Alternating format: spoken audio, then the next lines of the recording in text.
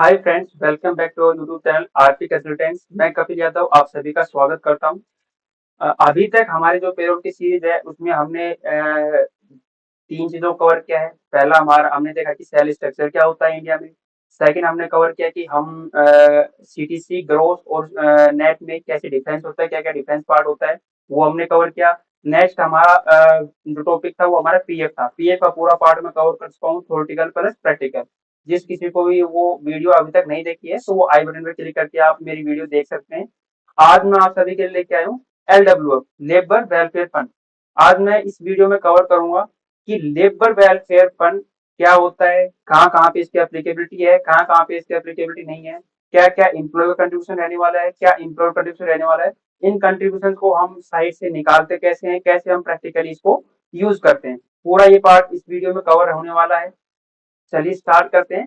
सो पहला है आता है लेबर वेलफेयर फंड। क्या होता है लेबर वेलफेयर फंड? जो है वो किस लिए लेबर वेलफेयर एक्ट के अकॉर्डिंग इसको सेटअप किया गया था।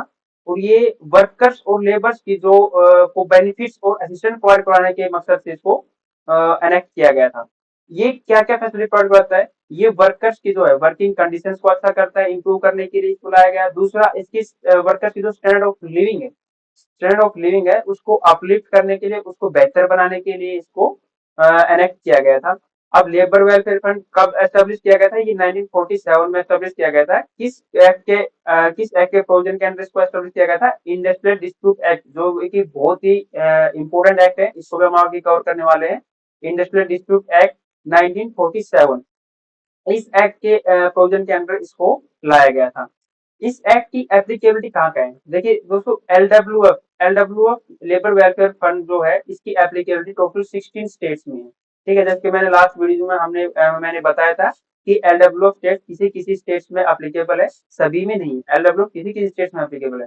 तो यहाँ पे मैं आपको बता रहा हूँ कि एप्लीकेबल कहाँ कहाँ पे है। ये टोटल इन 16 स्टेट्स में एप्लीकेबल है। आंध्र प्रदेश, गोवा, केरला, पंजाब, चंडीगढ़, गुजरात, मध्य प्रदेश, तमिलनाडु, छत्तीसगढ़, हरियाणा, महाराष्ट्र, तेलंगाना, दिल्ली, कर्नाटका, ओडिशा और वेस्ट बंगाल। इन 16 स्टेट्स में ये एप्लीकेबल है। बाकी जितने भी स्टेट बच गए, जितने भी यूनियन टेरिटरीज बच गए, हमारी जितनी भी हमारी यूनियन टेरिटरीज यूटी बच गई, और रेस्ट हमारे जो स्टेट बच गए, ठीक है, उन 16 स्टेट्स के अलावा इनमें एलडब्ल्यूएफ एप्लीकेबल नहीं होता।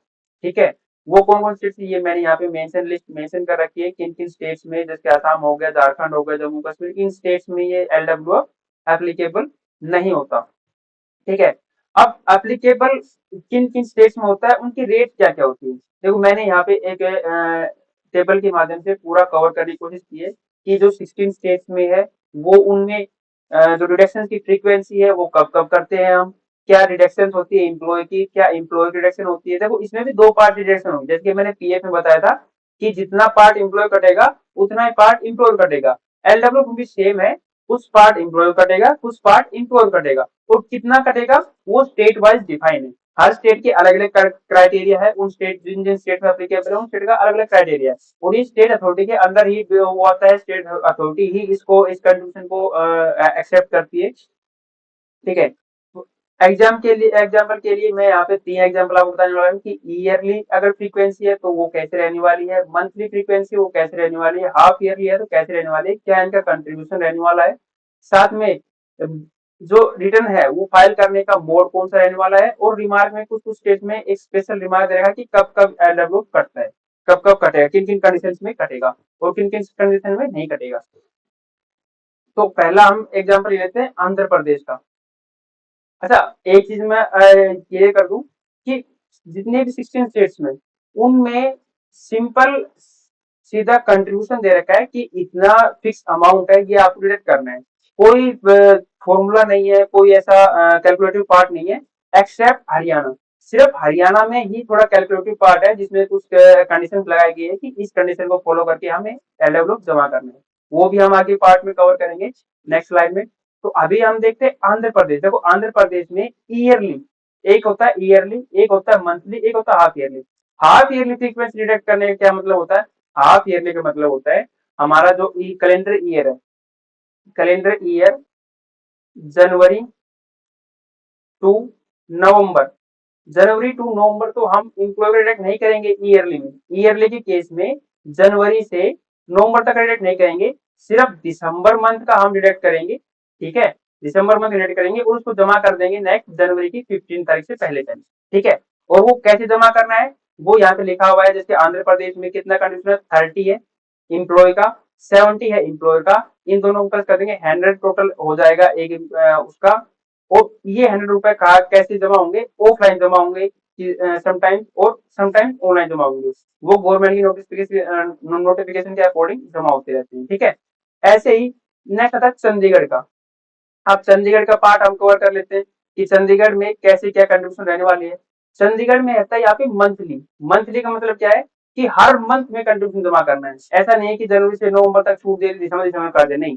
जनवरी इसमें जनवरी में भी काटोगे, फरवरी में भी काटोगे, मार्च में भी काटोगे, ऐसे हर हर उसमें कटेगा, हर मंथ में कटेगा।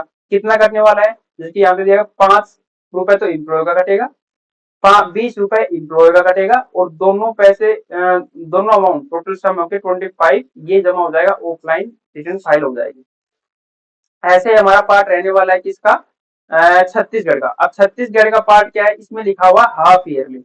अब हाफ ईयरली में क्योंकि यहाँ पे ईयरली था, मतलब ईयर क्या है दिसंबर में बढ़ा था। अब हाफ ईयरली में 2 रिटर्न जाती है। पहली रिटर्न जो जाती है वो जाती है जनवरी, जनवरी में नहीं काट, जनवरी से मई, जनवरी से मई तक कोई कंट्रीब्यूशन नहीं जाएगी, सिर्फ जून की कंट्रीब्यूशन डिडक्ट करेंगे और उसको फिल कर देंगे जुलाई में। ठीक है, एक रिटर्न होगी। दूसरी रिटर्न जुलाई से नवंबर तक हम नहीं डिडक्ट करेंगे, दिसंबर की डिडक्ट करेंगे और उसको फाइल कर देंगे जैन में। ये 2 रिटर्न जाती है, एक जुलाई में और एक जनवरी की। दिसंबर की डिडक्ट होता है, डिडक्ट होता है। तो हाफ ईयरली में टोटल 2 रिटर्न जाती है। अच्छा, रिटर्न कंट्रीब्यूशन क्या रहने वाला है छत्तीसगढ़ में, 15 रुपए और 45 रुपए, टोटल कितना हो जाएगा 60 और ऑफलाइन मोड से। ठीक है, अब दूसरा आता है कि किन किन स्टेट्स में कंडीशन दे रखी है।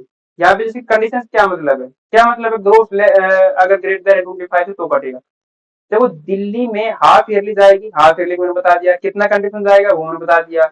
इम्प्लॉय कंट्रीब्यूशन कितना रहने वाला है, ये रहने वाला, टोटल कंट्रीब्यूशन इतना ऑफलाइन जमा होगा। लेकिन कटेगा किसका, ठीक है, इसका मतलब ये है कि उसी का कटेगा जिस इम्प्लॉय की ग्रोथ है वो 2500 से ज्यादा है।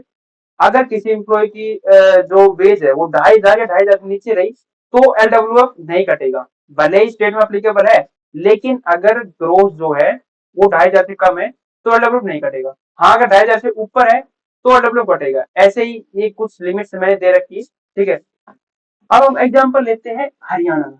क्या है इसमें टिपिकल, इसमें टिपिकल क्या है, तो इसको हम कवर करते हैं। हरियाणा में, हरियाणा में हरियाणा में एलडब्ल्यूएफ की क्या लिमिट रहने वाली। ठीक है, देखिए इसमें हरियाणा में बोल रखा है कि हरियाणा की जो लिमिट है वो फिक्स नहीं है। देखो जाएगा दो, दो ही, एक तो इम्प्लॉय का पार्ट जाएगा, ठीक है, एक जाएगा इम्प्लॉयर का, दो पार्ट तो जाएगा। इम्प्लॉय का जितना जब पहले में क्लियर कर दूं, इम्प्लॉय का जितना पार्ट रहेगा, मान लो इम्प्लॉय का एक्स पार्ट निकल के आया एलडब्ल्यू, तो इम्प्लॉयर कितना जाएगा 2x, मतलब 2 गुना। इम्प्लॉय इम्प्लॉय का 2 गुना पार्ट हमारा किसका रहेगा, इम्प्लॉय का रहेगा। अब रहना क्या वाला है, वो पार्ट क्या रहने वाला है, वो पार्ट मैं बताता हूँ। इसमें कुछ लिमिट डिसाइड की गई है कि इम्प्लॉय की जो अर्निंग ग्रोथ है, अर्निंग ग्रोथ है जिसको हम बोल लेते हैं ईजी। ठीक है, अगर अर्निंग ग्रोथ का हम निकालेंगे पहले 0.2%, अर्निंग ग्रोथ क्या निकालेंगे हम, 0.2% निकालेंगे। जो वैल्यू आएगी मान लो y, जो वैल्यू आएगी मान लो y, अगर y ग्रेटर देन है 31 से, अगर y ग्रेटर देन 31 से तो हमारा 31 ही रह जाएगा। मतलब 31 से ज्यादा हम कंट्रीब्यूट नहीं कर सकते, या तो हम 31 करेंगे या 31 से लेस करेंगे, और लेस कितना करेंगे वो इस फॉर्म में ड्राइव करेंगे। ये अर्निंग ग्रोथ का 0.2% जो वैल्यू आएगी, फॉर एग्जाम्पल वाई, अगर वाई ग्रेटर देन 31 से तो 31 रह जाएगा हमारी वैल्यू, 31 हम ही कंट्रीब्यूट करेंगे इम्प्लॉय का, और इम्प्लॉय कितना कर देंगे 31.2 यानी कि 62 इम्प्लॉय हो जाएगा। लेकिन ये हुआ केस 1। केस 2 में अगर वाई लेस देन है 31, अगर y लेस देन 31, तो हमारा कंट्रीब्यूशन क्या रहने वाला है, तो हमारा जो वाई है जितना हमारा निकल के आया है वही कंट्रीब्यूशन मिल जाएगा। और इंप्लॉयर कितना हो जाएगा, वाई इंटू में टू वाई। कहने का मतलब ये है कि अर्निंग ग्रोथ का 0.2% और 31, इन दोनों में से इन दोनों में से जो भी मिनिमम रहेगा, ठीक है, इन दोनों में से जो मिनिमम रहेगा वो कंट्रीब्यूशन होने वाला है हरियाणा का। ठीक है, सिंपल है। सिर्फ यही एक स्टेट है जिसमें थोड़ा सा कैलकुलेटिव पार्ट है, बाकी सभी में फिक्स है। अर्निंग ग्रोथ देखा किससे किसके बीच में है और उसको निकाल दिया। ठीक है, अब मैं आपको बताऊं कि ये कंट्रीब्यूशन मैंने बता दिया कि टेबल में दिखाया जाए आपको, लेकिन ये आई कहां से, आंध्र प्रदेश का 30 रुपए 70 रुपए आए कहां से मिलेंगे आपको, तो वो मैं अभी आपके लिए कवर करूंगा। मैं अभी स्लाइड चेंज कर रहा हूँ आपके लिए। सभी को स्लाइड शो है? अगर सभी को स्लाइड शो हो गई है तो प्लीज लाइक एंड सब्सक्राइब कर दीजिए। ठीक है, नेक्स्ट इसमें मैं बताता हूँ कि आप सिंपली गूगल पे सर्च करना सिंपलाइन साइट। ठीक है, simpline.com सर्च करोगे, ये हमारी पहली साइट जो रहने वाली है, इस पे आप क्लिक करोगे। क्लिक करते ही लेबर वेलफेयर फंड की साइट पे आप आ जाओगे, सिंपलाइन साइट पे आप आ जाओगे। ठीक है, सिंपलाइन साइट, ये जो साइट है वो इस तरीके का इंटरफेस रहने वाला है। इसमें आप ई लाइब्रेरी पे जब क्लिक करोगे तो यहाँ पे देखो काफी चीजें मेंशन कर रखी है। यहाँ पे है लेटेस्ट मिनिमम वेज, यहाँ पे शो कर रखा है कि लेटेस्ट मिनिमम क्या रहने वाली। यहाँ इस साइट से हम सब कुछ जो है वो निकाल सकते हैं, सब कुछ निकालते हैं। 90% जो कॉर्पोरेट है वो इसी साइट का यूज करके, जो के ऊपर क्लिक करोगे आप पहुंच जाएगा इस ऐसे इंटरफेस पे। ठीक है, जैसे एलडब्ल्यू पे क्लिक करोगे आप इंटरफेस पे पहुंच गए। इसमें आप सर्च करना एलडब्ल्यू, एलडब्ल्यू पे क्लिक करोगे। ठीक है, आंध्र प्रदेश सबसे पहले रहेंगे, आंध्र प्रदेश। ठीक है, आंध्र प्रदेश पे जाएंगे। अब देखो जैसे ये स्टेट्स है जिन जिन में अप्लीकेबल है, यहाँ पे दिखा रखा है, शो कर रखा है। कहाँ पे हूँ मैं देखो यहाँ पे एलडब्ल्यू लेबर वेलफेयर फंड की उस पे हूँ, और यहाँ पे शो कर रखा है आंध्र प्रदेश। अब आंध्र प्रदेश में क्या रहने वाला है, जैसे आंध्र प्रदेश क्लिक करोगे पूरा खुल के आ जाएगा कि आंध्र प्रदेश का एक्ट कब लॉन्च हुआ था, उसकी क्या क्या रूल्स है, रूल्स दे रखे हैं।